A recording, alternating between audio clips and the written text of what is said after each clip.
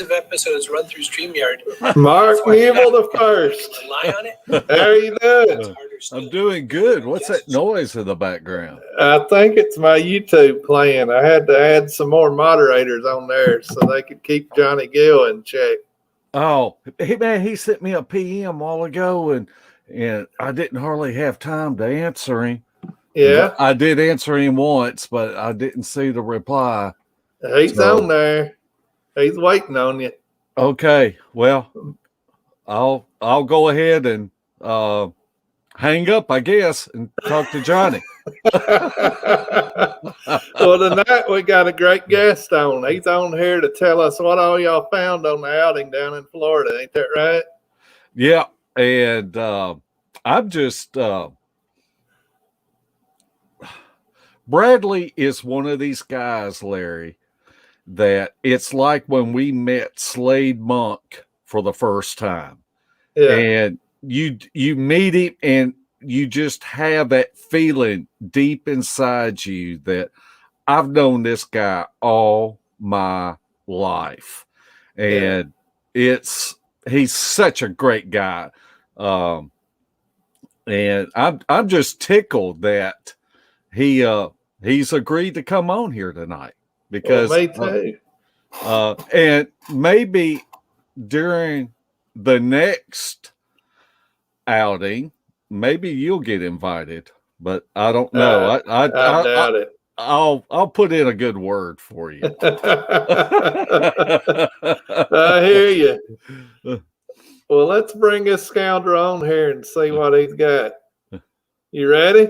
I'm ready. Are you going to introduce him? Absolutely. We're proud to announce on Going Live, Mr. Bradley Hatcher. There he is. Hello. Hey, Yeah. I recognize that pink shirt. You know, I wore it just for you, Mark. Well, man, I'm excited in ways that I shouldn't be. Uh-oh. Ruh-roh. I knew there was a bromance going on here, but I didn't know it was going that far. Oh yeah, brother from another mother, right? Yep, that's it. And we're just thrilled that you have come on tonight. We know that during the week that Carrie has been sharing things that were going on at camp on Miss Daniela's show, Hidden Existence. And we just thought it would be great to talk to you, someone that was there, and to give us your take and your perspective of it.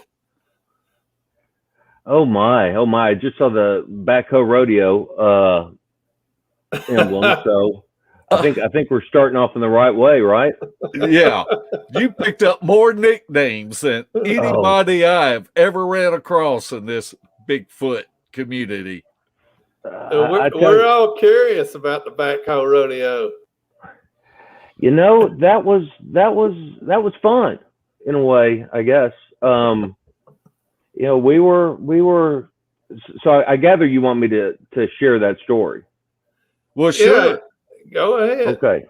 Well, we were all in Hungryland, and that place, just the reputation alone was spooky.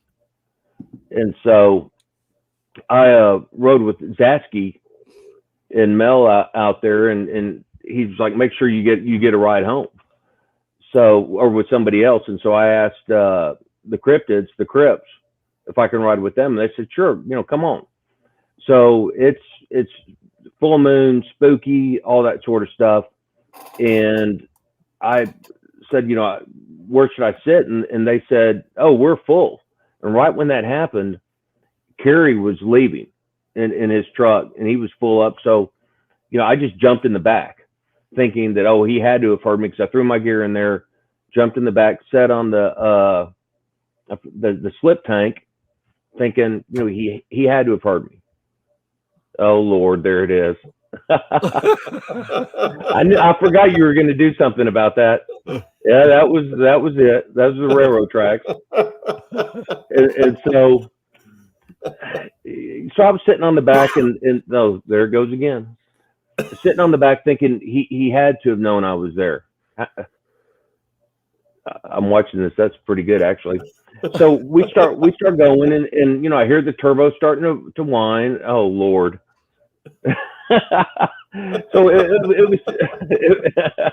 it was similar to that, and I'm watching. Oh, that's greatness. Anyway, so there was a right turn, and you could see the marker that tells you to turn. That if you're in that lane. So we got in that lane, and all of a sudden I hear the turbo kick in, and I'm sitting there going, "Oh shit!" But I was gripping, and I didn't even have time to hit the window, like saying, "Hey, I'm back here." Oh boy, et cetera, et cetera. So I'm holding on for dear life, and I'm just getting madder and madder. Oh, let's see this one. Oh my God, it was similar to that. And so I was holding on, and it was, I thought it was going to be okay, but then I heard, I recalled that there's railroad tracks we have to go over. So about that time, I heard the turbo kick in again, and I'm just like, oh no. But I was so mad that there was no way I was going to fall out of that truck. I mean, there was no way I was going to. And so when I was gripping on, I only had about like this much, the tip of my fingers, and he hit the railroad tracks. Oh boy, what was that one again? Yeah, similar to that. Oh my God. And when he hit the railroad tracks, I got airborne, but I was still holding on. And that just made, just more intense the I guess the rage of the machine. And by the time we pulled into camp, oh my goodness. So Jimmy's the first one that gets out, and I just let loose. I was just so twisted off, and we pulled into camp. And when Kerry realized I was in the back of the truck, the look, oh my goodness, the look on his face was he was just purely mortified. And so that took a little of the kick out of my being upset, because, I mean, he just went white. And so I talked to everybody in a nice, polite way. Oh my goodness, what's this one? It was about like that. And Lynn was in the truck, and she said she got airborne when they hit the railroad track. So that's kind of where the story I reckon of the backhoe rodeo nickname came from. But it was just one of those fluke deals that I should have stayed and just called him and said, hey, y'all, come get me or whatever. But I mean, that just completely slipped my mind that I had a cell phone in my pocket. So that's kind of the story of the backhoe rodeo. Here we go with this one again. I like that one. I mean, Mark, you got airborne in the truck, didn't you? I wasn't in the truck. I was in the car with Josh. Oh, okay. And that's right. You and Stevie were in there, and I was like, you guys get over there. This isn't for you guys. So we had a nice conversation. They understood where I was coming from. And then we kind of chuckled about it later. Would you say that's how it happened, Mark? Yeah, I would. It scared me to when you got out of the truck. I didn't know whether if I should take 4 or 5 steps back in the darkness, because you were definitely scolding some people, and I believe I was the first one to say something to you, and you told me, Mark, you're not involved in this. And so then I took those 3 or 4 steps back in the darkness because I was scared. Well, it scared me more than I knew, actually. Yeah. I really didn't realize it until a couple days later that, it freaked me out. And it was just one of those weird things that was like the 0.001% of something like that happening. But if you would have, number one, thank goodness there's no audio of it or any film. But the look on Kerry's face just was, it scared him, and I think it scared a lot of people, and we made light of it afterwards, because I guess I said some funny stuff and rhymed some words and things of that nature. But it was an interesting way to start the week, to say the least. Stevie said you had a nice, polite conversation with everyone. Yeah, I think they understood that I was, that I was a little upset, I guess. But I had no idea that's where the backhoe rodeo come from. And I'm scared to even ask what the other nicknames are. Well, one was cowboy, because you had to have rode that truck good with that diesel tank in the back of Kerry's truck and all the stuff that was back there. I just can't imagine trying to hang on to something like, because them railroad tracks were rough, and I can't imagine hitting them hard and hitting them at anything over 30 miles an hour.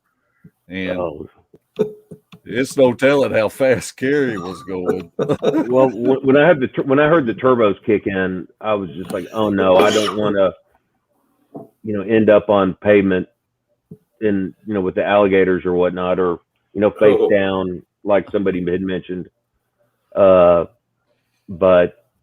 when we left it, when I took you to the airport, we went over the railroad tracks, and I was going, holy cow, because there was more of a ramp to it than I recall. But I don't remember very much, so I don't know. I remember one funny thing that you said, something to the effect, I haven't given the double bird and since 1987, and I wanted to give it then, but I was afraid to let go. Yeah, when you get in those situations, you just don't know how you're going to react, and it was nobody's fault. I probably should have just waited or said, hey guys, whoa, but just the fear of being in Hungry Land, where we were at, what was it, midnight? Yeah, with the full moon. Being left. Yeah, that was kind of it was like a bad horror movie. Yeah. I was waiting for all of them to come out, or it was just an interesting experience. I'll chalk that one up. Lesson learned. Well, at least we know Bradley's lying. If he ever whips out the double birds, it's time to run. Yeah, that's if I do that, or coconut oil, but I just yeah, definitely. Yeah, he may pull out that coconut oil on you, Larry. Woo, yeah, I'm running on that. No Brokeback Mountain. Yeah, exactly, or the slide glide. It was. We had, truth be told, that was almost a bonding experience in a way, because if you're going to get twisted off, you have to be able to take it. And we all laughed so hard afterwards, because after I calmed down and y'all started reminding me what I said, it was kind of funny in a way. It was, but it wasn't. But you just gotta deal with it and move on down the road. It's just one of those funny stories that could have been really bad, but it wasn't. Yeah. So, I guess I dodged one on that one. On that one. Oh yeah, on that one. Exactly. Well, we can laugh about that now, but I think we ought to talk about the integrity and the behind the scenes and how Carrie set the benchmark for this outing with the planning, the way that it was pulled off, the way that we worked as a team, and someone like you that hasn't been on a lot of outings, this is probably your first group outing. What are your observations of this week-long outing? Well, first off, there's Russell. First off, I mean, it was a heck. I think I got 3 hours of sleep in the first 2 days going there. So I was, everybody was super tired, especially who drove there. And Kerry set the bar high, but the way Kerry does things is he leads by example. And so it was just really intense initially, because this was new for me, and it was a group effort, and so the group had to gel and figure each other out, and that's something that just doesn't happen with the snap of a finger. So Kerry, I mean, this was a high bar that was set, and we had to meet it. And in some instances, you just can't be told what to do. You have to figure it out. And so many different people from across the U.S. It was quite the, we had quite the lofty goal, but we were all on film, and nobody wanted to be the weakest link, because you're only as strong as your weakest link. So it was, besides trying to do what we were trying to do by catching the big guy, finding better evidence to make Sasquatch more aware, for other people that aren't familiar or on the fence or whatnot like that. We had a high bar set from the start. So it was great. I mean, it was more than I thought it would have been, and that's good. If you're either going to sink or swim in something like that, and everybody stepped up. We had to figure each other out. So many different personalities, and all in all, it was very good, very brought so much awareness. And since I had never researched before, I was just in awe of people like Mark and some of the other folks, just seeing what they did and how they went about it, and just wanting to learn. So it was almost like I was a student in a way, but still, on the other hand, we had to just kick it up a notch. Well, I would say we're all students, and I know that each time that we went out, I look at people as equals, and you have to be a team player. Everybody has a responsibility and a role, and you have to make sure that you are pulling your strength on whatever role that you are given. And I know, let's just take, for instance, at the abandoned campground. No. That was kind of a weird, spooky situation. And I know that every few minutes I would, you had your FLIR, and I would say, we need to check our perimeter. We need to check the wood line all the way around. We need to make sure nothing is coming up on us. And because it's easy to get focused on what we were looking at. And about the second time I said that, let's check our perimeter, Bradley, I didn't even have to say anything anymore. I would look up, and you would have that FLIR going every few minutes, checking that wood line, because you don't want nothing to start belly crawling up towards you. No. I do. You know what was really freaky about that night. I mean, that place is creepy. I mean, it is just in the daytime it's creepy, and it's so creepy at nighttime that you would look around and you would just expect to see one standing there. Yeah. And you know, when you brought up checking the perimeter, it was really interesting because I was watching to see how you did things. And what was really trippy is you would check, and you know, where a big tree was maybe 50 yards away, you'd catch a blob of the heat signature. And then I would keep going and then try to turn back real quick, and it would be gone. And it seemed like that was happening a lot in that area.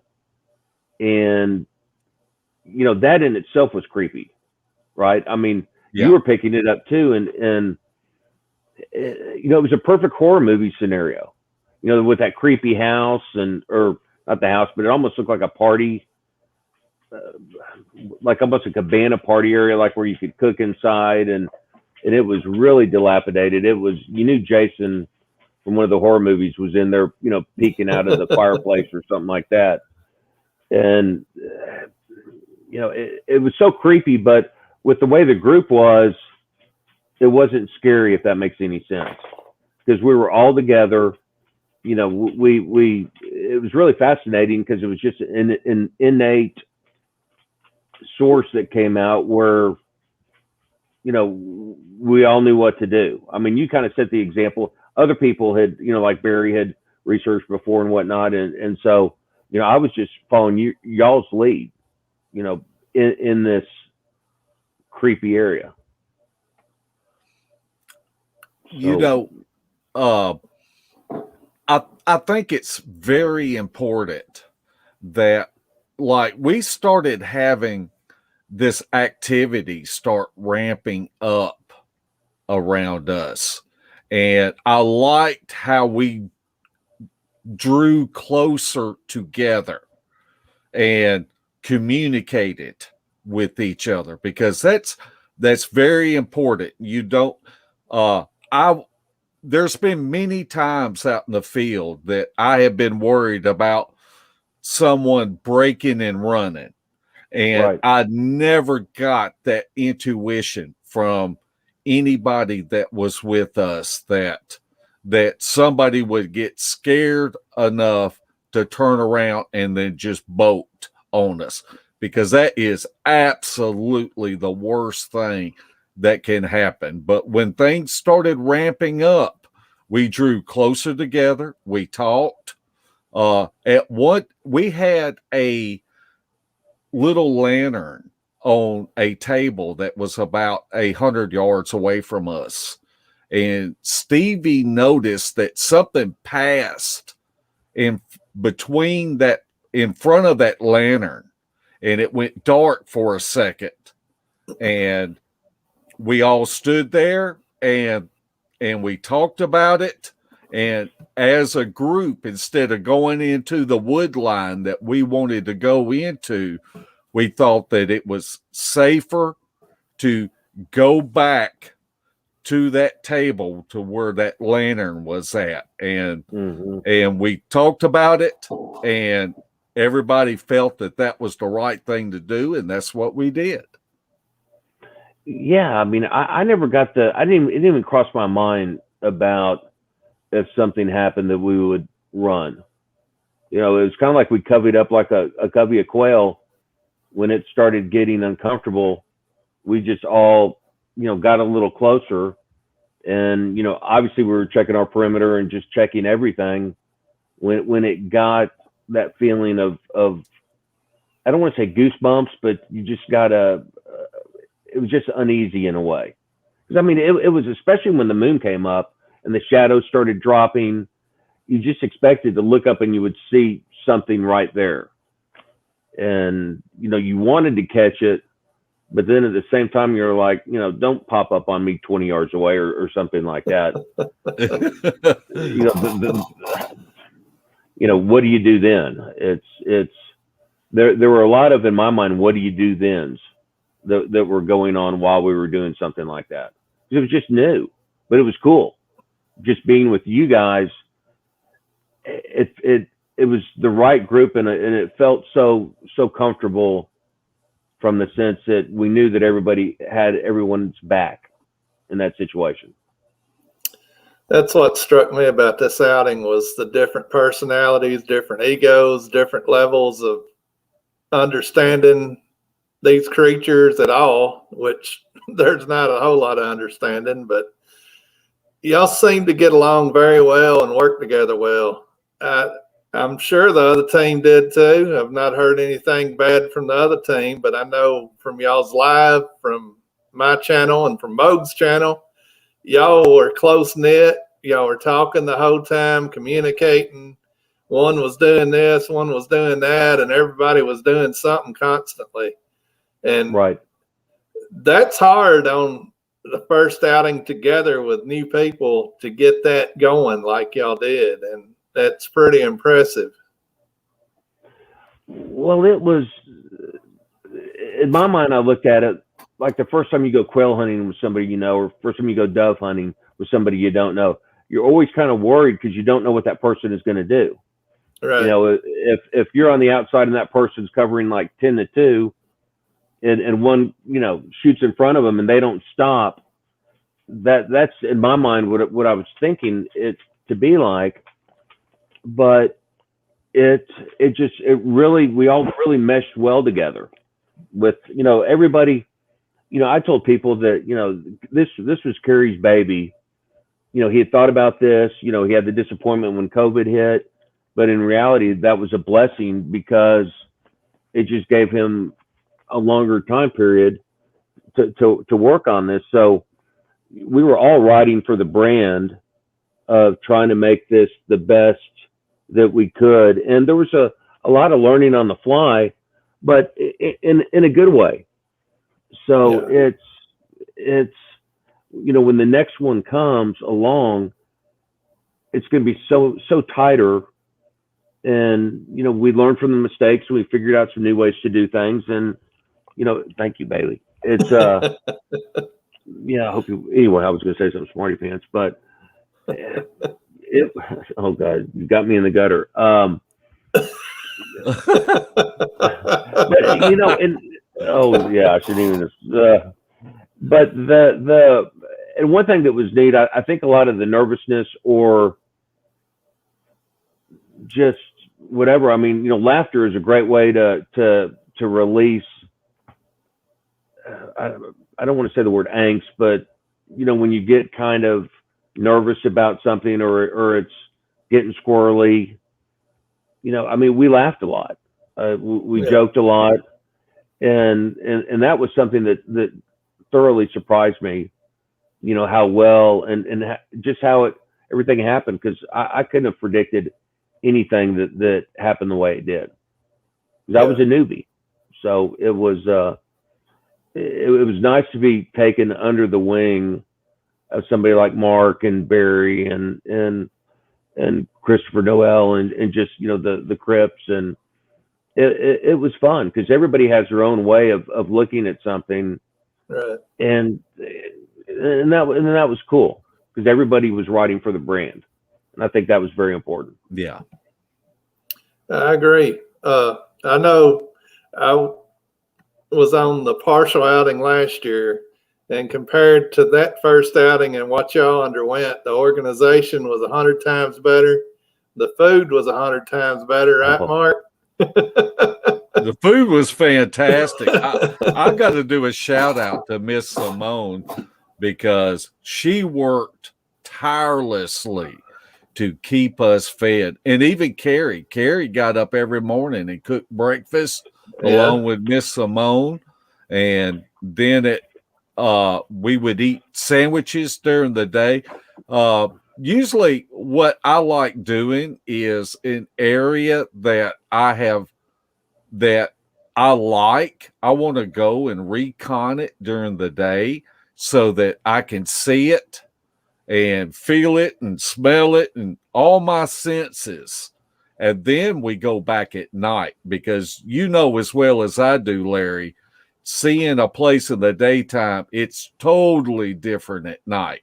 Yeah. And so then we would go back at night and work the strategies that we had talked about as a group, in the afternoon. Yeah. Well, go ahead, Bradley. No, I was just going to say that. Look how thick that is. That's the way it was everywhere. Yeah. Perfect place to play hide and seek. It just creepy. It was creepy cool, but creepy horror movie creepy. That's my kind of place. Yeah.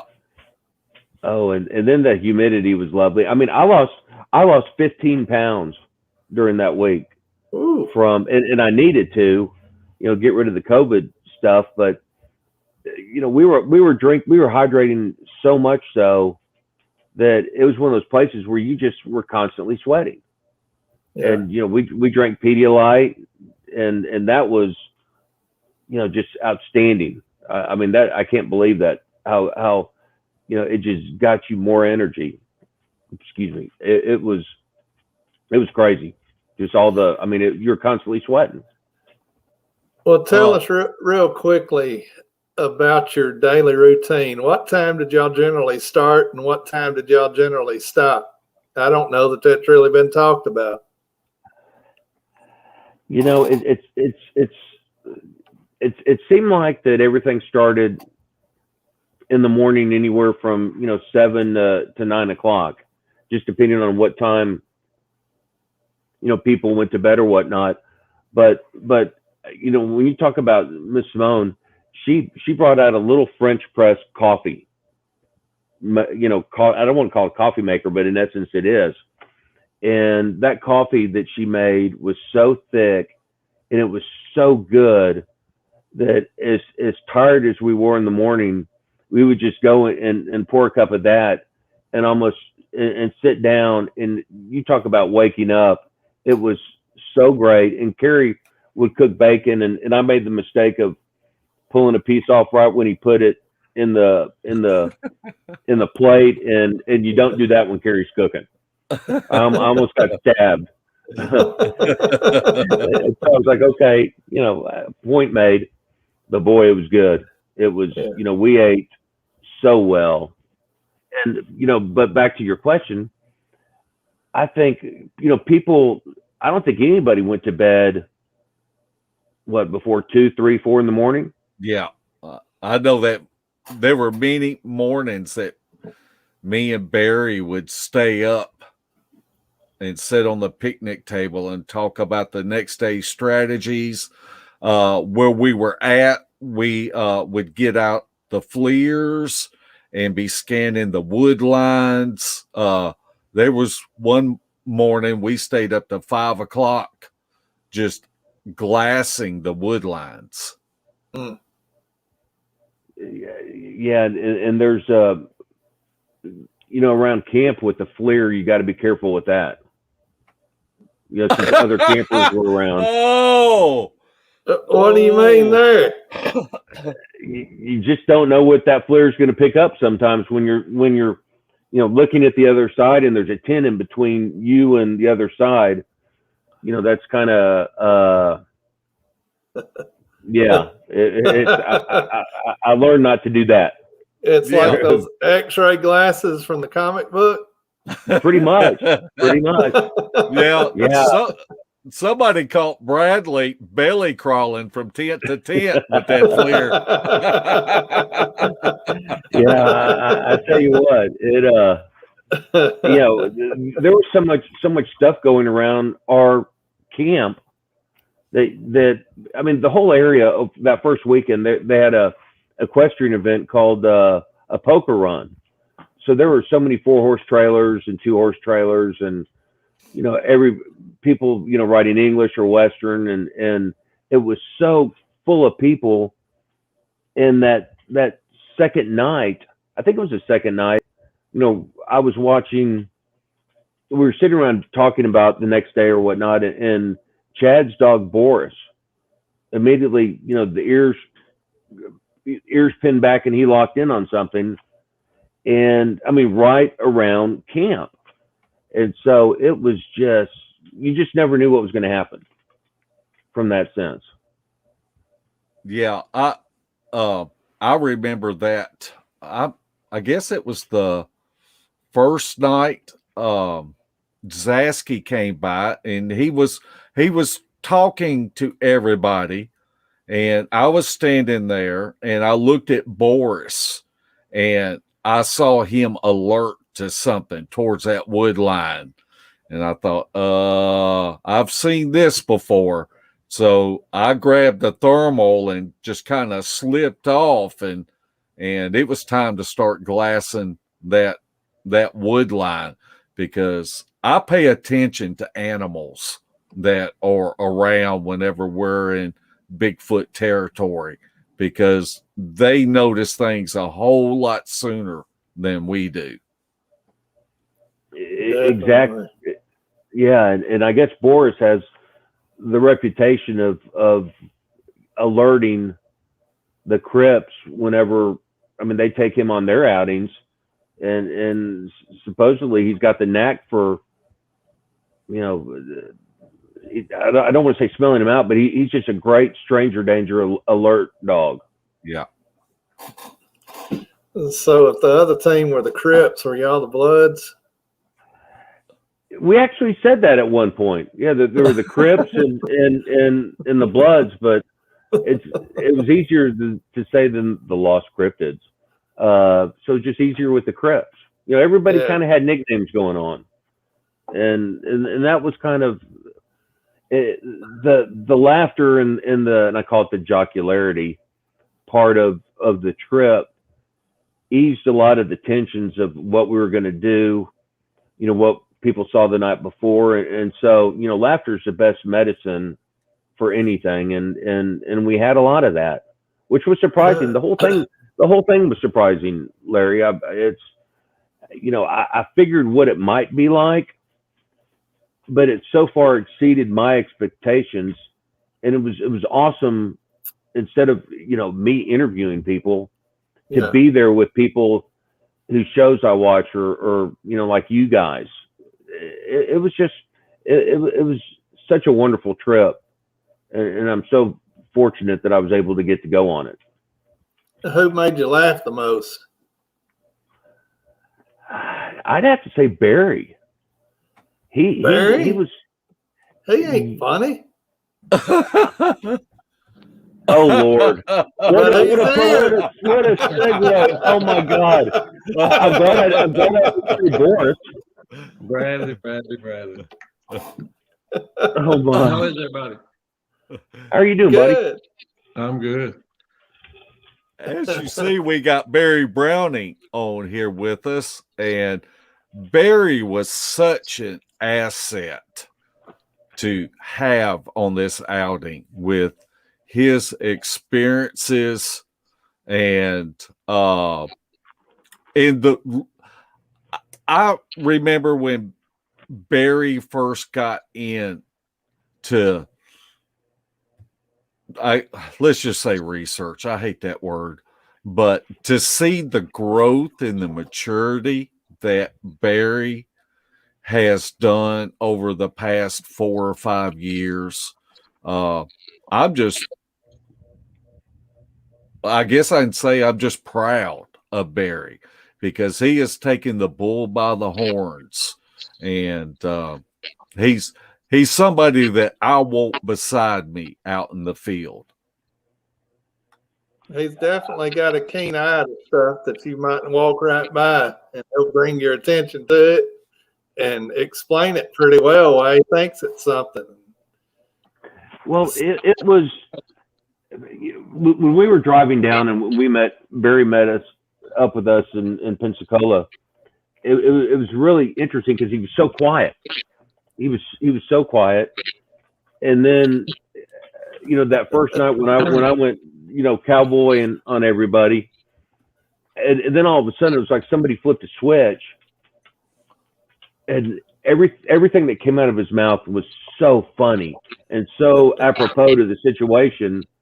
And I mean, he was just nailing it. I mean, every time, if you give him an inch, he'll take a mile with, giving you the business about something you said or whatnot. So he was, and besides the fact, watching him and listening to him, what he was talking about, or what he's done in the past, or what to look for, it was just a wonderful combination of immaturity and wisdom.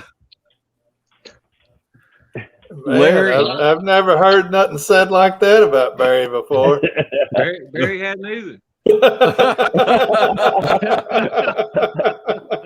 Larry, I'm looking over my shoulder like, who are you talking about? Larry, why don't you blow up Barry to full screen Oh, for God. me? All right, here he goes. Uh-oh. Oh, Lord have mercy. Barry, make that face that Carrie made, and kind of tell that story when he got out of the truck. Oh, Lord. When he got out of the truck, he I was on listening. Bradley's told y'all what happened. He had no idea Bradley was in the back, and most of the people there when Bradley got out didn't know what was going on. We had to kind of piece it together. And every time Bradley would scream out something, I would be almost up to Bradley trying to talk to him, and I would start laughing, and I would have to turn around and walk back about 10 feet and regroup myself, and then come at him again. I think I did that 3 or 4 times before I finally talked to him. But no, I forget. I at the first, right after it happened, I remembered who told Carrie, but I don't remember at this moment. But they told Carrie when they were like, Brandon was in the back. Carrie's like, well, I didn't know. And but he was in the back, the railroad tracks. And the minute they say railroad tracks, Carrie's face was just, it was, ooh, just ooh. It was hilarious. Just to watch it, because you could see. I mean, he was upset. You could tell he was scared. It was about 5 or 6 different emotions. Carrie had wrapped up, in that little look that whoever he gave it to. But he, like I said, he was clueless, And I guess they got out of, Carrie's going 150 miles an hour. When they said he was in the back here, he wasn't thinking about, going over the railroad tracks and so forth. But Bradley let him know. Bradley let us all know it. Well, and I wasn't even there. I didn't even go to Hungry Land. Honest to goodness, and probably nobody realized it. I didn't go the whole week. I was going to go that night, and I didn't have a ride out there. That was my big joke with Bradley. Was like, well, I mean, I had sense enough to count how many cars there was and how many people there were, but I didn't even get. So I sat back with Chad. Me and Chad sat there. And honest to goodness, that's really the first night I had seen what we were, seeing the wood line and seeing what was in the wood line. That was really the first time we got messed with, was when me and Chad were there by ourselves. Just a couple things, small things happened just to let you know there's something. I know Russell's dogs Russell's dogs sat down there with 2 of the best behaved dogs. I forgot they were down there. 3 or 4 hours goes by, and then all of a sudden, just bam, they just go ballistic. But we had a few other things going on that night, but nothing as interesting as what Bradley was going to bring us when he got back. Well, I wasn't mad at anybody in particular. I was just. You were scared. I mean, you were scared. You were scared. You were mad, yes, but more scared. And I can't blame you on top of it. Fortunately, we were able to laugh about it and joke it off, and all that good stuff. And don't you think that kind of bonded the group in a weird way? I think it bonded us quicker, to be honest with you. Definitely quicker. But yes, and I definitely agree with that. And it was a great group. You know, I know everybody said what they said. It was a great group. Our group was great. The guys from Michigan are great. Everybody there was just top notch, and I appreciate everybody that was there. We had a great time. Got a lot of good things done. Hoping to get a lot more done. Well, it just sets the bar for the next one, and you know, and the bonding, that's something that's so hard to do, and how fortunate we were that it worked out. I mean, the people that Kerry picked, you know, I don't want to say it was lucky, because he really put a lot of effort and time into this, but we're like a big family from that sense. Wouldn't you guys say? I would. Yeah. Yeah, most definitely. Well, I felt like a stepchild, but that's okay. Larry, Larry, when you went live that night, I could hear it in your voice, and I was like, I know that feeling that Larry's feeling right now. Everybody's at the outing, but I'm not. I have felt that before. I felt for Larry. Yeah. I know that feeling. It's not a good one. I like to be in the action. You want to be there so bad, and you're so far away. I know that feeling. I've been there a couple times. Yep. Well, I was about to ask a question like I do sometimes, but what, you know, to having gone through the railroad track or the backhoe rodeo or whatnot, the Crips told me that, you know, after I walked away, that, you know, even though they completely got where I was coming from, it was funny. And that's what I'm saying. I'm so glad that an audio wasn't going, that it was still so early that the audio weren't put out around camp. I was so thankful for that. But I was reminded about it. You can guarantee if it happens again, there's going to be audio count. Oh, Lord. Yeah. If it happens, I wish it was out there. But I totally understand that. The responses Bradley was getting from everybody. I mean, the first response, he runs up and starts yelling at the car, and nobody says a word. And all of a sudden, I hear him go, "You're not going to say anything?" It was just, I guess, it was hilarious. And then it just got funnier. Well, but then, in just the oddest way, it brought us closer together. It probably cut a couple of days of awkwardness getting to know everybody.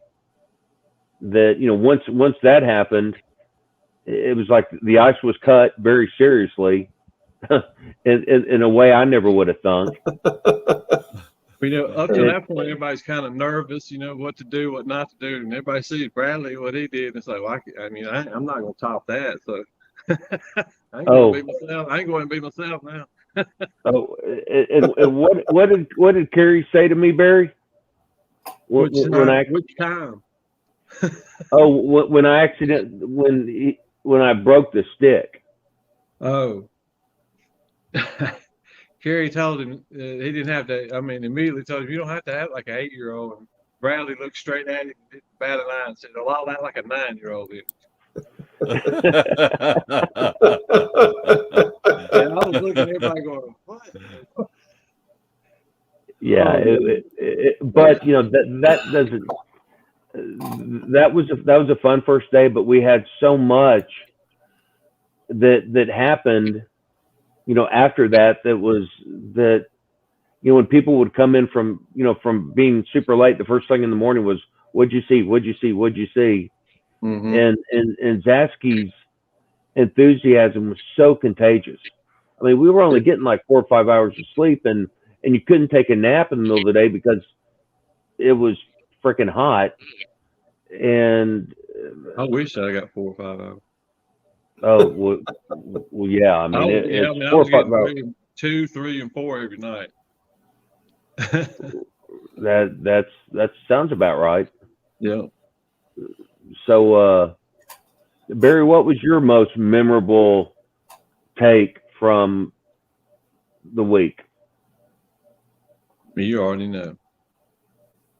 the abandoned campground and what we finally got on video out there. I say that, and I mean, I guess it just hit me. I'm kind of spoiled after this week because I have a sighting with Zasky on top of trying to show him what we're. And I don't know how much we can say, so I'm going to try to say as little as possible because I don't want to say too much about what we saw. We still got the video coming out.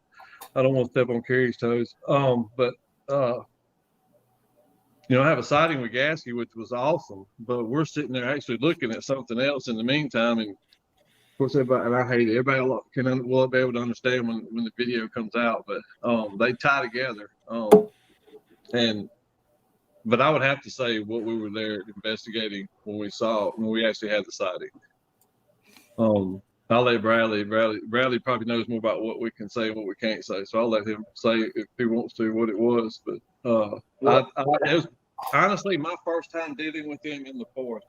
I've seen some things, other things kind of similar, but well, I'm pretty sure if you watch Bigfoot Odyssey last Saturday night, you can say anything you want to because I think they covered every piece of.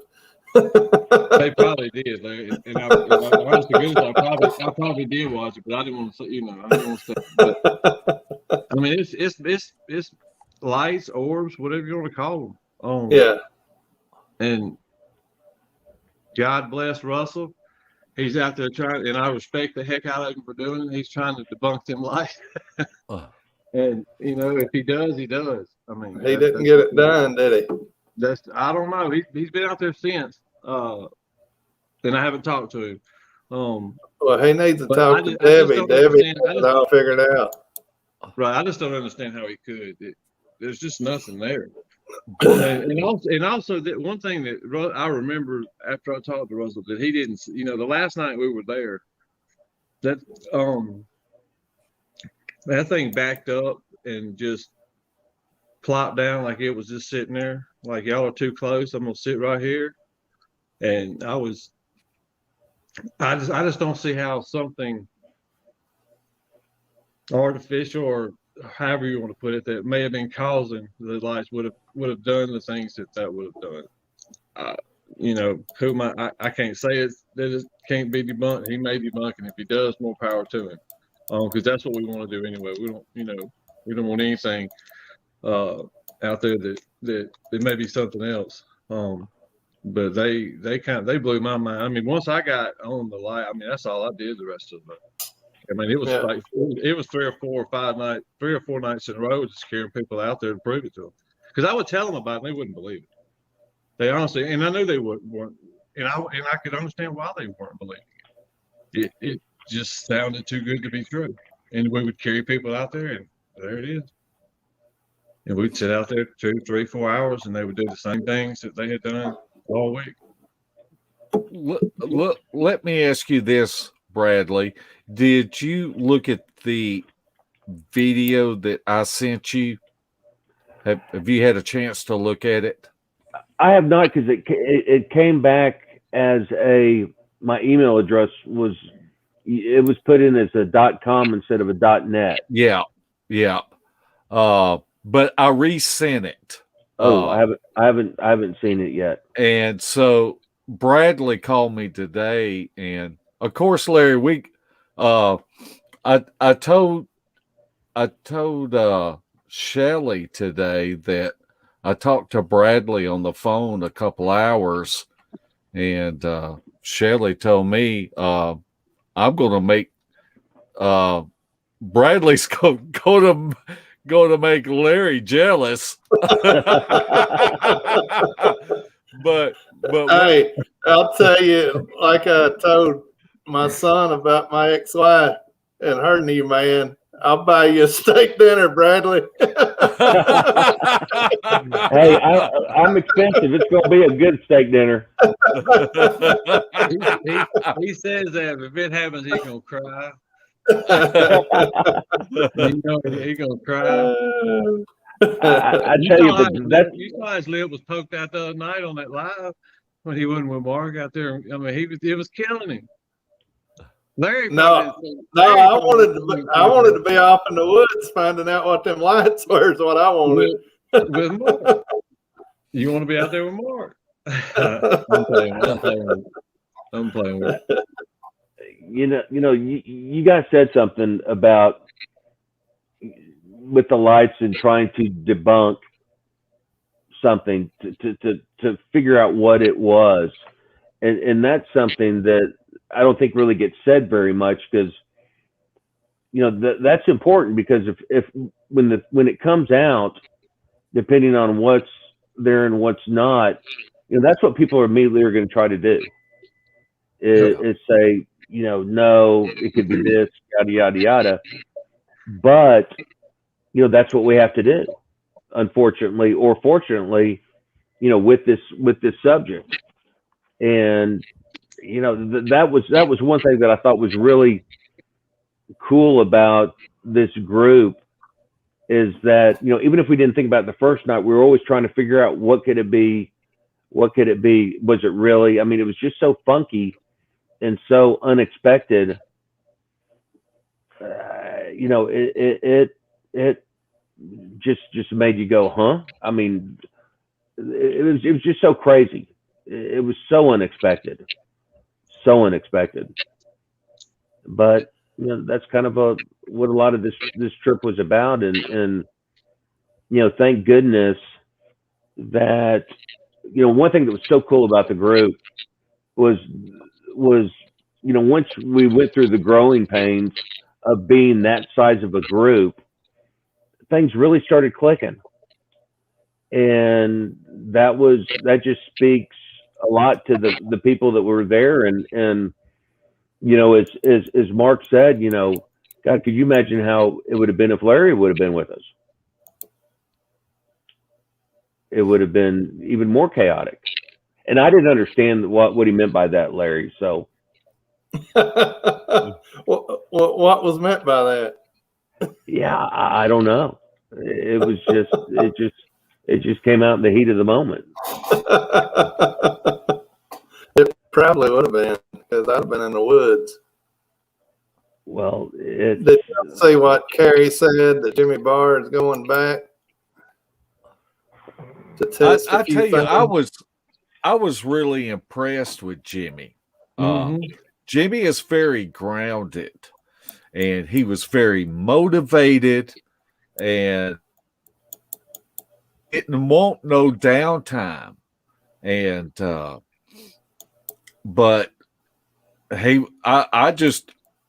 appreciated his enthusiasm that he brought to the group. Well, he was always doing something. Yeah. I mean, he was always doing something. It was, he probably didn't even sleep the whole trip, because, every time you look up, Jimmy would be over here. I mean, he brought, a quiet, showing, doing things, by example. I mean, he just, he wasn't there to, I mean, he was just he was just always blowing and going, and was very impressive, without a doubt. Kind of like Barry. Barry was always blowing and going. I'm waiting for a remark, by the way. I was waiting too.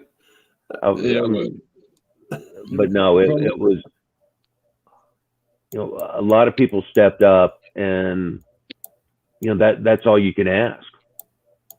And you didn't even have to ask. It just happened. And, as I said, Zasky was, every time he'd come by, it was like a pep rally. We got to go here. We got to look at this. Da da da da da da da da da da. Man, that dude, that guy's enthusiasm just, I mean, you cannot help it for it to rub off on you. I was over there and talk, you go and talk to Zasky, and I mean, it is just like you just went through a pep talk playing football. You're ready to run through a brick wall, but he's that just enthusiastic. He's that tied up in it. I mean, he's that, he eats, sleeps, and drinks it. I mean, just like a lot of like the rest of us do. I was very impressed with Zasky, and I knew what he had done, his reputation and all that, but just meeting him and getting to spend some some quality time with him, I was very impressed with Mark. Well, he was probably excited to have new people come into the area, which he didn't research that exact area, but he researched an area very similar to that and pretty close. But it was good for him to get people to come in and kind of solidify what he's been saying and doing. Also, that if y'all could replicate any of it, that it would justify a lot of what he's done. So I understand his enthusiasm. It's always good whenever you're having some kind of experience to bring somebody in and they have that experience also. Very true. That's what Mark told me anyway. I don't know. You need to quit listening to me, Larry. I had a question from Dan Fowler and now it's disappeared. But you read it, Bradley. I did it. I'm trying to think what it. Oh boy, let me see. It was basically saying as scary as the truck ride was, what was the scariest thing during the expedition that you went through? Several interesting things that happened. At one time, everybody went out, going to their different spots, doing their, what Kerry wanted us or suggested. I mean, the neat thing was that everybody was coming up with ideas. And so I stayed back at the camp with Jeff Townsend, and we were glassing. I gave him the glasses, the infrared night vision, and I was looking through the thermal, and we started getting stuff thrown at us. Now, here's where I made a mistake. When we were getting stuff thrown at us, I should have looked for what it was that was thrown at us. Because, there were trees over us, so it could be said, it could be something falling out of the trees or whatnot. And at the time, I was just like, holy crap, we're getting stuff thrown at us.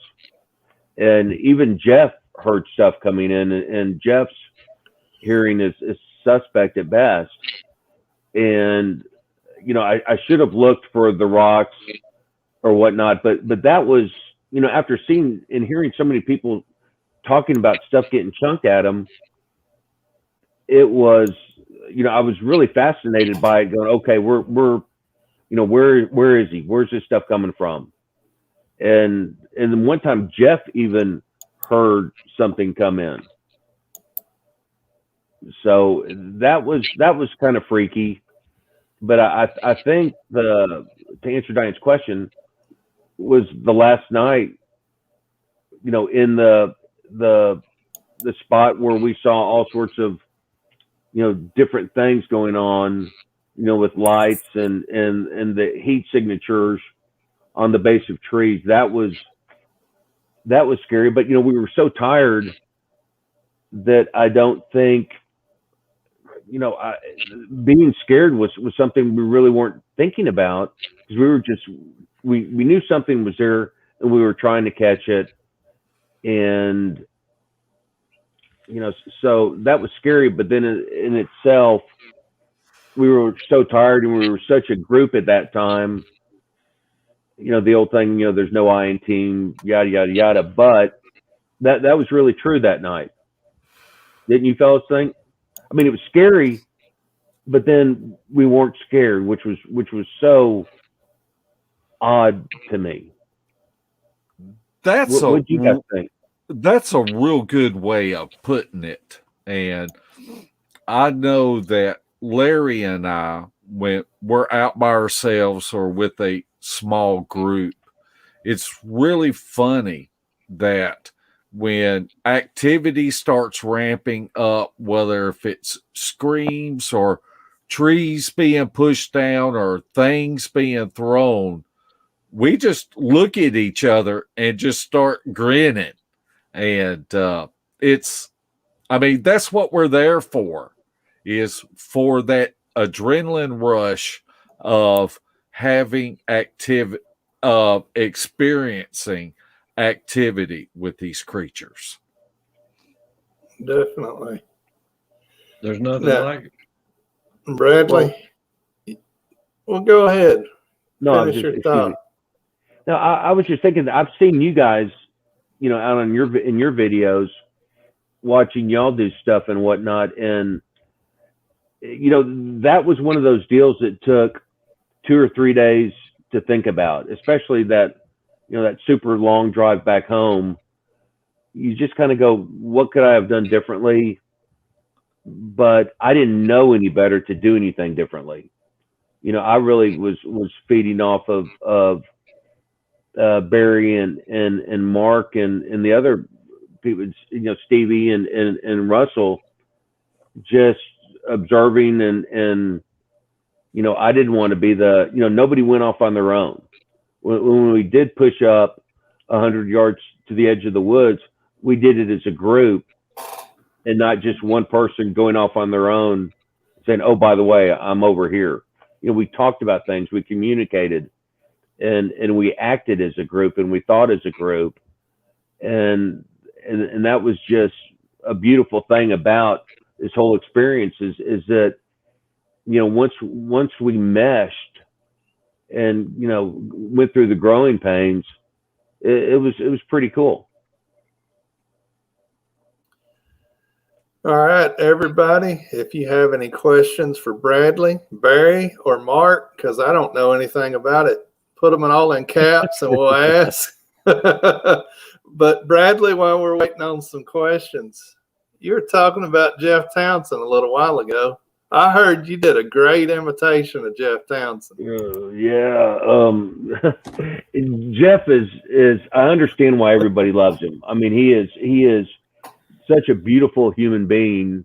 He will give you, the shoes off of his feet if you need a shoe. I mean, he is just, he's so unselfish, and that was so refreshing. And we were talking about when I, and I haven't even done the impression since I've been home, but he was like, oh yeah, go ahead and do it. I think it'll be super funny. I think about Dog Man and Donnie Miller and oh yeah, I gotta go sleep.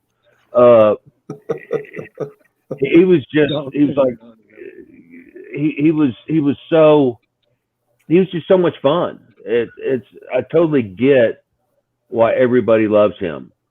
He's just such a kind human being, and that's refreshing because this whole group, there was cool aspects about everybody that shine forth and that you could learn from, even from the little smallest little things. And I tell you one thing, when Jeff sleeps, everybody knows it at nighttime when he's in his tent. And it's not the snoring. Oh yeah. I mean, he can make some noises, but his, you ought to hear him eat. Oh, yeah, I can only imagine. But he's the type of guy that if you wanted that last hot dog, he'd give it to you. Oh yeah, definitely. Yeah. Yeah, and one thing about it is, if there was any kind of attack on the group, he'd step up in front of everybody. There ain't no doubt about it. Yeah, he would. No, he really would. He I'd heard the legend of Jeff Townsend, and it was really cool to be able to see that in person. And he was like, it was another example of like you felt like you knew him for a very long time. But Barry was, and the funny thing with Barry was he was so quiet on the way down when we drove, that night and whatnot, and all of a sudden, I get shy. I guess. Oh yeah, I mean, then it was like bammo, somebody flipped the switch, and everything out of his mouth was funny. Yeah, he fills you out for a little while, and then he lets it loose. Oh my goodness, I was just like, where were you the last 24 hours? Larry Fortune the same way. Kinda, sorta. Kind of, sort of different. All right, Annie Sevenson, and I probably butchered that, Mark Neville. Do y'all all think if there was a live stream with serious evidence going on that it would be allowed to continue? What y'all's thoughts on that? That's a great question. I don't know. I don't know. 'Cause you don't know who's monitoring you, and It's hard to get it on camera, with doing the live too, yeah, because the other night we went live while we had stuff going on. Yeah, 2 nights in a row. We couldn't get it for everybody at home to see, but there was stuff going on all around us.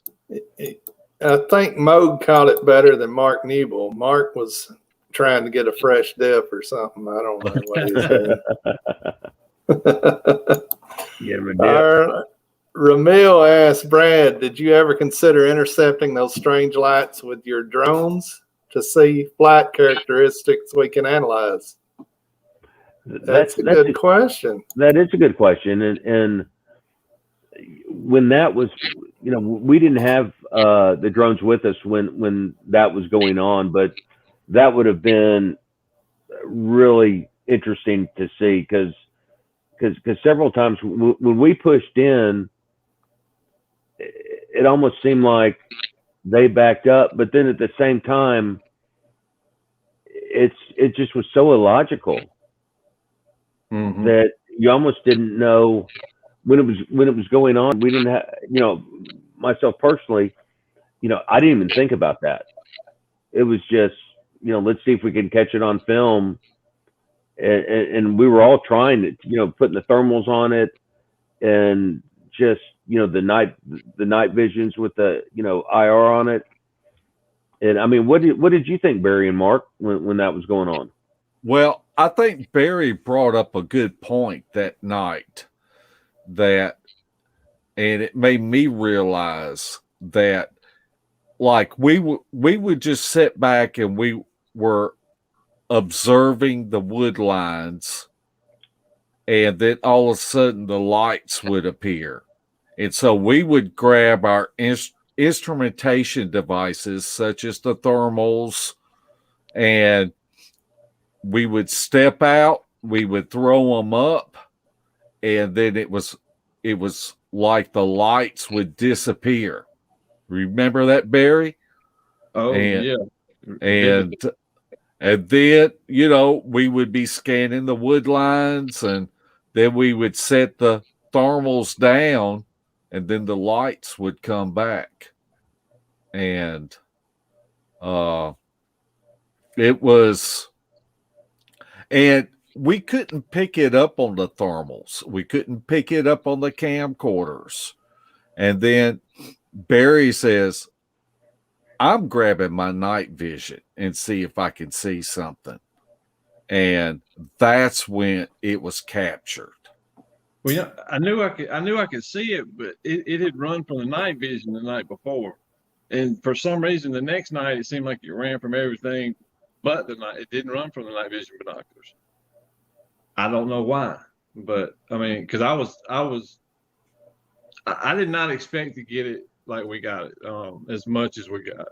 Yeah. I mean, honestly, we could. I mean, we got spoiled. I mean, some nights we would just leave. I mean, you literally, okay, I've done this for 4 hours. I can't watch the orbs no more. I'm leaving. I mean, and you look back on it, and it's like, man, what? I could have never imagined myself thinking that way, but that's how it was. I don't know, that's how it was at that point in time. That's how it was. But I didn't think I was, we were going to be, Carrie kept sending me out, go get it on this, go get it on, every time. There's a funny story. The time I told Carrie there were also lightning bugs out there. I watched Carrie's whole body just deflate in front of me, and I'm sitting there, Carrie, it's not a freaking lightning bug, man. I'm just telling you there was some out there. But, I had to go get it again, and that's fine. I had no problem. It's Carrie's name's all over this. I mean, if he asked me to get it 100 times, I would try to get it 100 times. But we went back out and got it with no lightning bugs there. So, but lightning bugs don't do what this was doing. I mean, I'm not going to go into vivid detail about everything, but I was just amazed. I still am when I think back on it. I'm just amazed at what it, that we saw what we saw, and that we kept coming back every night. I mean, I think I went 4 nights in a row, if not 5. We kept coming back every night. Just, I would have 2, I'd have somebody that had been there and then a couple or 3 other people that hadn't seen it, and were a lot of times kind of skeptical about it. And I don't blame them. I mean, because when I really was listening to what I was saying about it, when I came at the camp, I was like, I wouldn't believe it. I would still, I mean, I would go look, but I would, like they did, but I would still go, I mean, come on now. Really? Yeah. It's doing all well, that. But as many times as Cheryl has said he's seen them, Mark and I drove to North Georgia to see them, and we didn't really see nothing conclusive. But now Mark's seen them, so I'd like to see them. I'm gonna be looking for them in Mississippi now. Indian Mounds, here I come. Although I already go by there enough anyway. Let's go to the next question. Katie G says, Brad, now that you are broken in, will you continue to research and investigate? And that's a good question too, because I enjoy doing what I do with Carrie on the Late Show. I love asking questions because in a way that's you're kind of researching when you ask questions, because everything that you hear, the stories, they always kind of like go in a file, and then when you hear it again, you kind of go, oh, I've heard that before, and so you start coming up with your own beliefs and your own theories, and it's so funny because I'm always on the fence on a lot of things, and researching, it was really cool just to watch, like Mark and Barry and the other guys, the Crips and Jimmy and Todd and just everybody, and Clayton, and researching, because everybody kind of had their own way of doing it, but it was just fascinating because so I guess to answer your question, the long-winded version is, going forth on the next project. Yeah, it was fun. I enjoyed it. It's a great learning experience, and who better to learn from than the people that were on this trip that's all they did. And like Chris Noel, I mean, it was just an interesting group of people that meshed and that rode for the brand of what Carrie put together, and so the long-winded version, probably so, especially the next time and whatnot. So was that on the fence or kind of off the fence answer? Look at Barry grinning. He's always grinning. Yeah, I'm just waiting for him to say something because it's in his head. I have to be nice. Jeff Townsend must be kin to Beetlejuice, because y'all said his name 3 times and now he's appeared in the chat. Oh, that's funny. That is good. Beetlejuice, exactly. CD squat your ass. Lights that don't give off thermal heat. That's very odd. Heat energy is released other ways with LED light. Could it be similar technology? Christine, I thought the same thing, that there was whatever we were seeing was not putting off heat for the thermals to pick up. What you want to say, Barry? Didn't Stevie get it on the Scout? I think for some reason, Stevie got it on the Scout, which would mean that it came in on the Scout and didn't come in on yours. Not positive of that, but I think she did. Or am I wrong about that? Y'all can correct me if you want. I don't know. We can look for her answer in chat. I'm sure she will. She won't either. She ain't been in there in 28 minutes. I've been keeping up with her. Oh, goodness. I'm kidding. All right, we'll go to the next question. Cracking the whip. We'll wait and see what she says. She just said it showed up black, which okay. Let me say this. All right. That tells me that if you're looking at lights in a thermal, you need to change your palettes. You need to go through each palette to see if it shows up. So that's a great point, and that's why it's important to communicate with each other and get everyone's perspectives, because I was doing white hot and apparently she was doing black hot. And so that's something that we can learn from, that if you see something like that, change your palettes on the thermal. We should have noticed that and had to change it, but we didn't. And I didn't even think about that. I mean, because I was running the same thing you were, Mark. Yeah, man. In 4 hours, y'all couldn't think of that. No, we weren't that smart. we're not as smart as you, Larry. I wouldn't have done it either. I tried calling you and you didn't answer. I was asleep, Bradley. I had to work the next day. All right, Bigfoot Michigan Drive. Did any team spend the night further in the woods, aka 100, 200 yards in versus just from the wood line?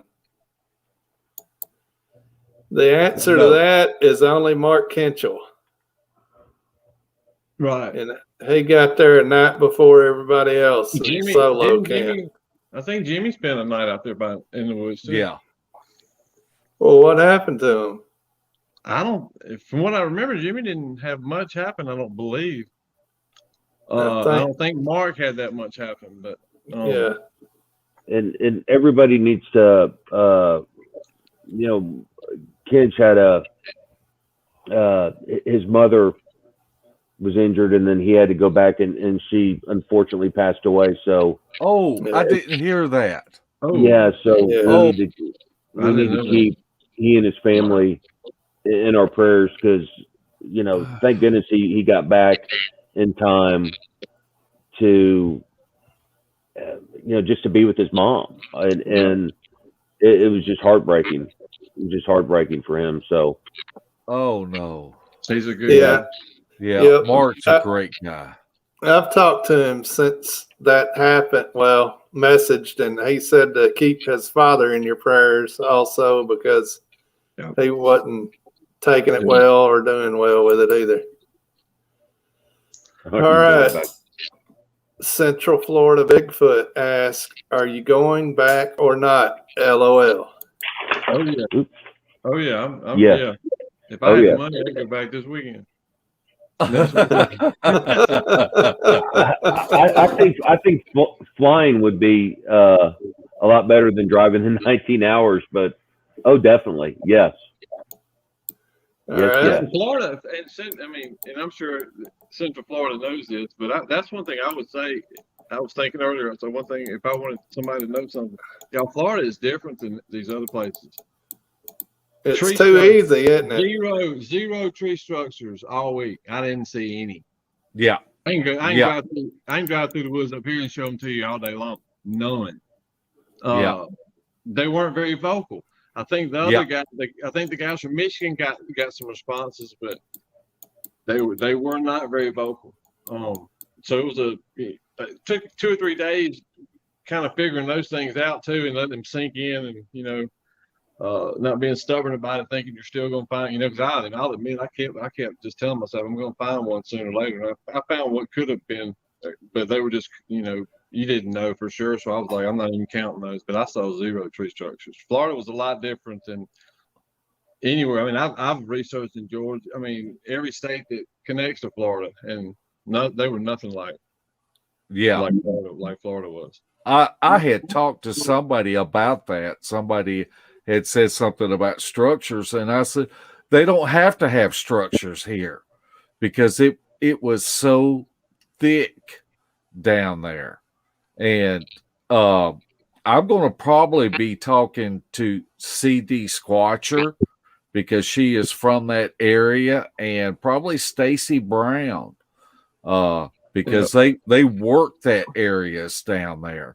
Because I was like you, Barry. I was kind of blown away that there wasn't structures down there. All we saw really was booger trails, trails that they were using down there. I guess it's hard to ban one of those. I guess it's hard to ban one of those ponds, whatever they're called. They got pine oak trees. Yeah, no, that's true. It's very different though. Very Yeah. And I don't know, it may be different than that in other parts of Florida. I know I watched, Donnie a lot, Donnie Miller, and similar, but yet, it looks a little bit like Mississippi and Alabama and Georgia, where Donnie's at, than where we were in Florida. I was very surprised by that. All right, here's a good question. You say it? Lord. What's that talking about? Well, Carrie brought incredible meat, and these hot dogs were made at the butcher shop, all beef. I mean, they were heavenly. I mean, they were so good, and I just had a fancy for some hot dogs. Well, we were kind of running low on them, and everybody was looking that way, and so I snuck one out super fast. Well, the only person that caught me doing that was Jeff, and I thought he was gonna roll around on the ground laughing so hard because nobody else saw me do it except for Jeff, and so he was just he had that big old, pardon my French, shit-eating grin on his face. And he was so tickled that I did it and nobody saw it. So yes, I snagged an extra hot dog and it was good. Oh, it was good. I mean, I kid you not. That was some, the meat that Carrie brought. It was we had some good eating, without a doubt. I've heard that. Mark, you better watch it. Larry's liking the answers he's giving. Yeah. That's right. Boy likes hot dogs. I like him. Hot dogs, yeah, greatest nigga hot dog, yeah. Oh, Squatch Talk says you have to use advanced thermal through a clear canopy. White hot and black hot are outdated. Mark Neville. All right.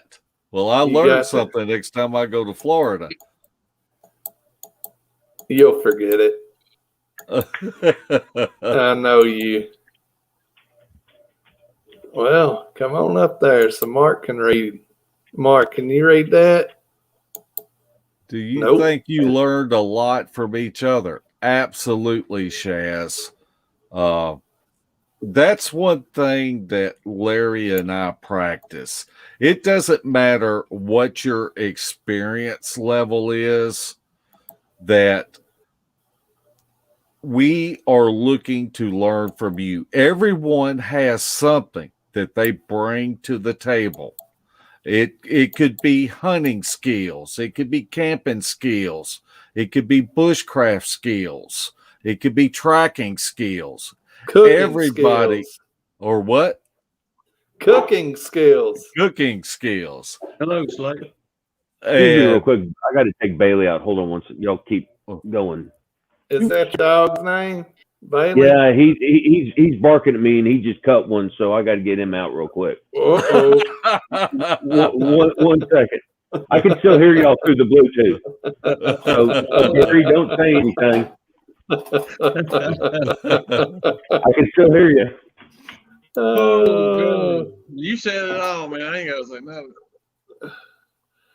Barry, tell us something. About what? About Bradley. Why he ain't in here? Oh man, Bradley, I like Bradley. I really did. I didn't know you know, not knowing him, I've seen him a couple of times on Kerry's podcast, but you know, I didn't. But he's a jam up guy. He didn't appear like it was his first time. I mean, I know he says it was his first time, but he's got hunting experience and so forth. He did not act like it was his first time. Because he got thrown into it a couple, you know, with the lights and the or whatever you want to call them. You know, as far as walking, you know, having to leave the safety of, or I guess so-called safety of where we were at, and then walk across that field 50, 60 yards to that wood line, and then, you know, trying to push up on them, but he jumped right in and knocked it out of the park. I think he did. Knocked it out of the park that week. Well, that's good. Mark thought y'all both did, so there. Okay, well, I appreciate that. Judy Wheeler, what do y'all think of the 5 palmetto fronds placed in a circle? Who told Judy about that? Ooh. We got a leak somewhere. Not I. Barry? I didn't know what to think about it, to be honest, you know, other than something did it. I mean,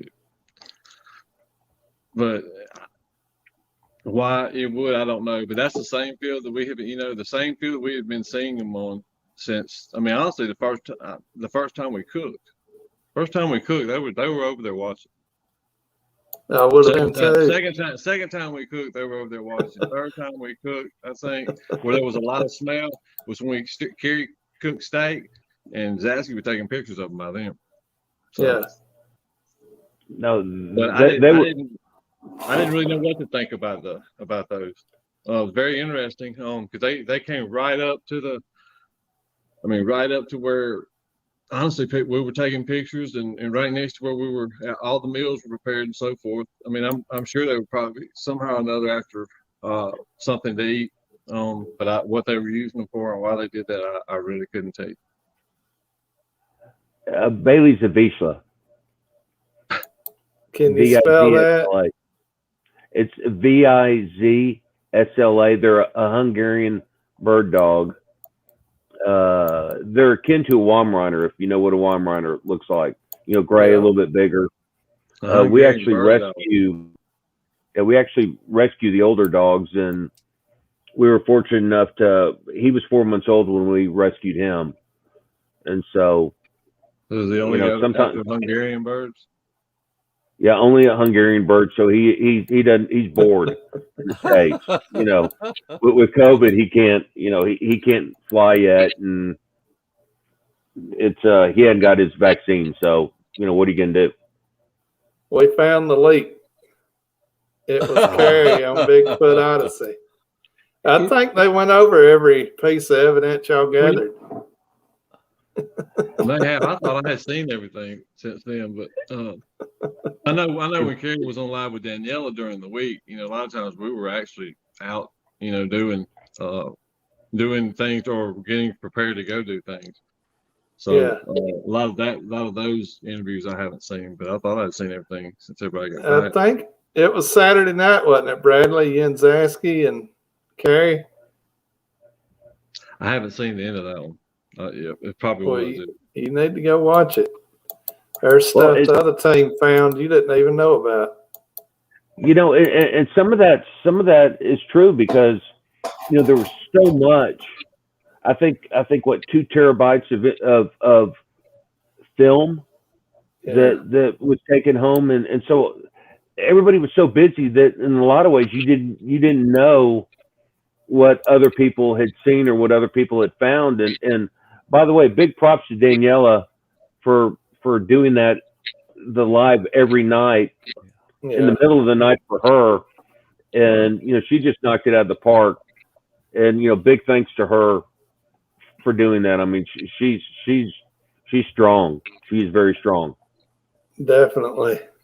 I don't know if I would get up at 1 or 2 in the morning to go live every night for a week. Ooh. I tell you, that was I mean, she's awesome. I mean, I don't know what else to say. She's just awesome. Definitely. Kind of like Mark.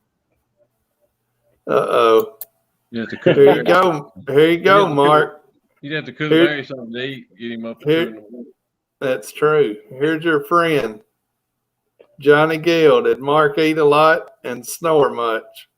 Well, you'll have to ask Barry, because I had to shack up with Barry for 3 nights because our friend Jeff Townsend, he went through all kind of turmoil to get down there to Florida with breakdowns and fixing his car on the road. I've got to give accolades to him. Well, his starter fell out of his truck.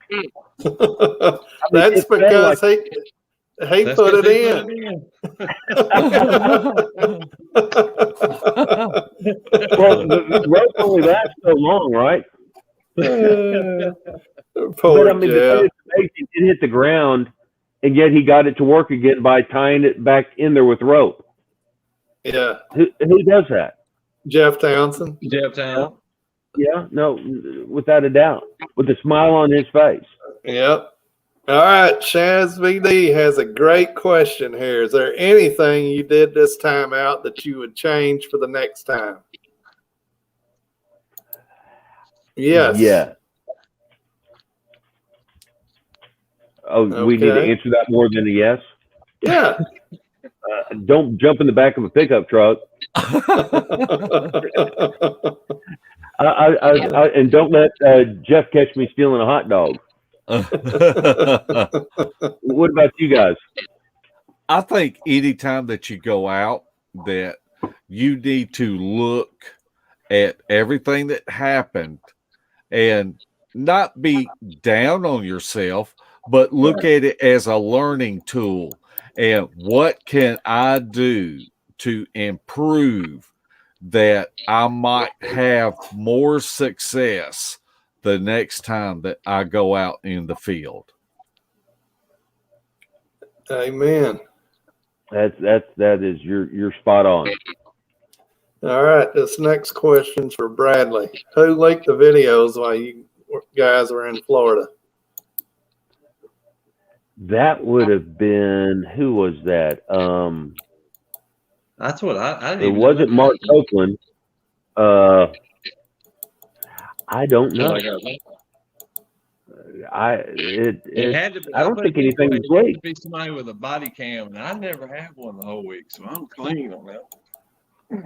I didn't either.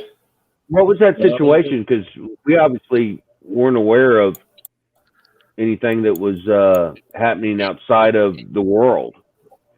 I mean, Yeah. when I finally checked my phone after 4 days, I had like 560 emails.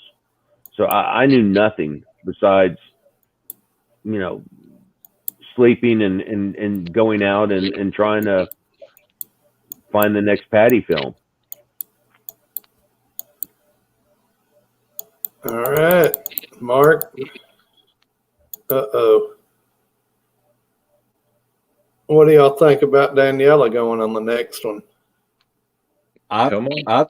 I think we ought to put together a GoFundMe page so that we can fly Daniela over here and go with us and let her be able to experience what we experienced. Mm-hmm. I think that's a good idea. I mean, number one, she would really whip us into shape. There would be, why didn't you do this? You wouldn't want to get her twisted off at you. You don't want to get Daniela twisted off. Yep. I have to work on my English accent. Uh-oh. All right. We've been on for an hour and 40 minutes, and it's getting close to my bedtime. Mark, That's all? you got any more questions? Well, all thing that I want to say before we go off the air is Bradley is having surgery tomorrow, and I appreciate him so much of taking time away from his lovely wife to come on with us And I just want to tell you, Bradley, that you will be in my thoughts and prayers tomorrow. And I hope this is a successful surgery. And I'm praying for you and the physicians, and keep us updated when you're able to. All I right. appreciate that. Thank you. I definitely will. Yes, definitely. We'll be praying for you and hope you have a full, quick recovery so Mark can harass you some more. I tell you, we got to get ready for November. Yeah. And if anybody out in TV land wants to go, they need to email Carrie. Well, if we can get Carrie to make it a Saturday to Saturday instead of that crazy Wednesday or Thursday to Thursday, then some of us normal working people might be able to make it. You can't take up 2 weeks. All right. Now we're going to ask this question, and this will be it. We'll let Bradley have a final word, and Barry also. Did anyone hear any wood knocks or vocalizations? You know, I didn't hear any wood knocks, but there were some really questionable vocalizations around camp that I know that at that time, after my diatribe with the railroad tracks, that there were audio equipment stuck around us and out in that field or whatnot. So I bet you somebody will pick something up on audio. Who do y'all think is going to listen to the audio? The beard. I can guarantee you the beard is not going to listen to the audio. I tell you what, I'm going to correct you, Larry Ford. That's right. I have already listened to 12 hours of audio. It don't count when you fall asleep with the headphones on.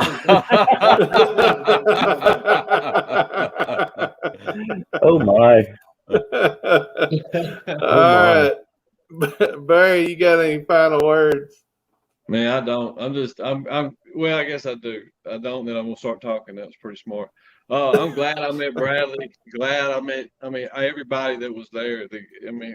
All the guys from Michigan, Lynn, Stevie, Russell, Mongolian Monster. I thoroughly enjoyed meeting him. Me and him had so much in common on a lot of levels. But just a great group of folks. Glad that I got to meet everybody. Hope that I'm able to take part in it in November if Carrie deems me so. But it was a heck of a time. And seriously, somebody out there wants to go, just come on. It's not that bad. It's really not. And I'll agree with Barry on that. And I, everybody that was there was awesome. And I'm so feel like I'm so blessed to have met these people and just the way we bonded so quickly as a group that we were like a big old family, and that was impressive to me. It was just, and I use the word sweet and beautiful, but we bonded and we when we had to dig down and go harder, we did, and so that was extremely impressive. So forgive my interruption, but I had to say that everybody was awesome. I agree. Very well said, sir. Well, now you get the final words. Bradley, you got any final words? Oh, me again? Yeah, unless that was all you wanted to say. Well, I thought it was Mark's turn. I kind of jumped in and out. Oh, no, Mark don't have nothing to say. Look at him. He's trying to say something smart, Alec, which was the beautiful part of our group was when we were serious, but right. The comedy, the jacking with each other, it was so funny. If you said one thing, Barry was on you like flies on poop. He would not let anything go by, and you could see his face just going, "Oh my God, I got a good one," and then it was like, bam. And that was the way with everybody. I mean, everybody was. It was something that I'm so glad I experienced, and I'm very, very blessed that I experienced with this group of guys and girls. I mean, it was, this was the first of its kind, and it lived up to that. The reputation, and it just lived up to the billing, and you can't ask for more. Well, I got to say, I feel like a retired squatcher that started doing a podcast show, because all I'm doing is interviewing you guys that are going on outings, and I'm sitting here doing a podcast. That makes me sad. I'm sorry. Oh, it's all good. I'll get back out there real soon. We hope you can come with us. I hope so, too, if we can have a Saturday to Saturday instead of a Thursday to a Thursday. If you're real upset, maybe just need to call Davey and talk about it. Yeah, I will here in a minute.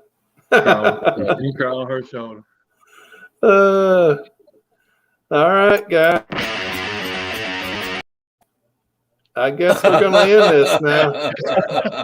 Well, hey, Larry, I just want to say thank you very much for having me on.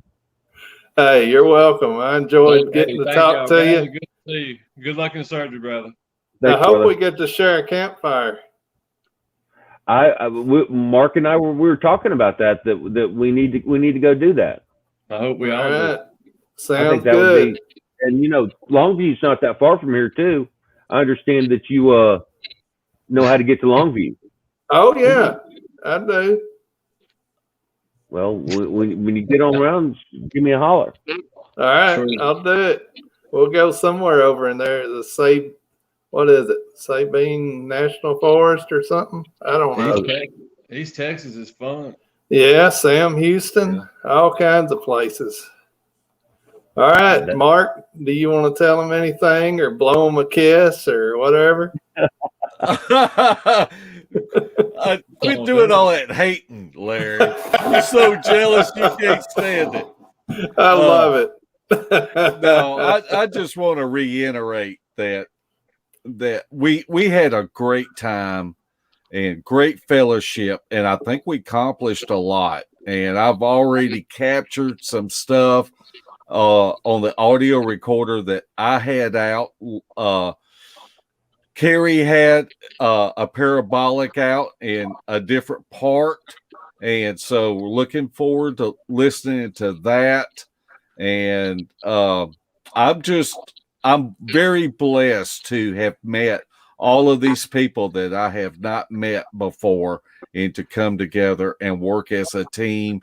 And I think we have a great building block that for the next time that we go out, and we're going to achieve more and more as we push this 168 further. All right. Amen. I can't wait to see it. So anyway, we're going to get off of here. Y'all can find Bradley Hatcher co-hosting Bigfoot Odyssey. And y'all can see Barry on a couple of our videos on Sawdust Beast there. But anyway, guys, we're going to get off here. And thanks again for y'all joining us, Barry and Bradley. We really appreciate it and hope we didn't bore y'all to death. Thank you. Everybody, have a good night. We'll see y'all later. Thank you.